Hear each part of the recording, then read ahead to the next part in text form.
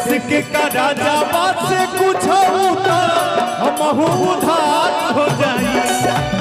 देश के का राजा बात से कुछ होता हम उधार हो जाई। मैं चाहूंगा, मैं पहले ही बोला, जो मेरे भैया का सोच है, जो भाव है, उसको मैं सैल्यूट करता हूं। और मैं चाहूंगा कि दिल से हमारे रणधीर भैया के लिए चारों तरफ से जोरदार ताली हो जाए। हो भैया, देश के का राजा, देश के का राजा बस कुछ होता हम उधार हो जाई।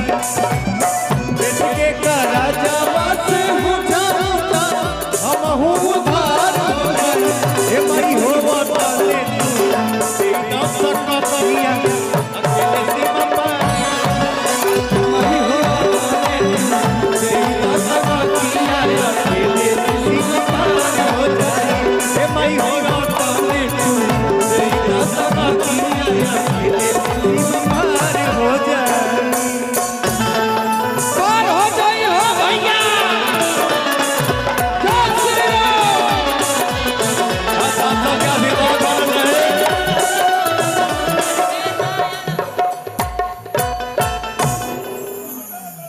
मैं भी ये बोलता हूं कि सच्चाई के रास्ते पे एक अकेला इंसान चलने का शुरुआत तो कर देगा, कर दिया है,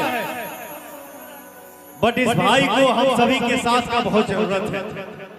आप सबका जब तक आशीर्वाद नहीं मिलेगा, आपका साथ नहीं मिलेगा, आपका सहयोग नहीं मिलेगा, तब तक कोई भी पावन काम पूर्ण नहीं हो सकता है। मैंने बोला मैं जो कुछ भी करूंगा आप सबके आशीर्वाद से करूंगा, लेकिन रणधीर भैया हम भी आपके साथ हैं। तो आग्रह है कि हमारे भैया, चाचा, माई, बहन, दोस्त, संगतिया, आप सब रणधीर भैया के साथ आ जाए। जय माता दी। जय माता दी। जय श्री राम।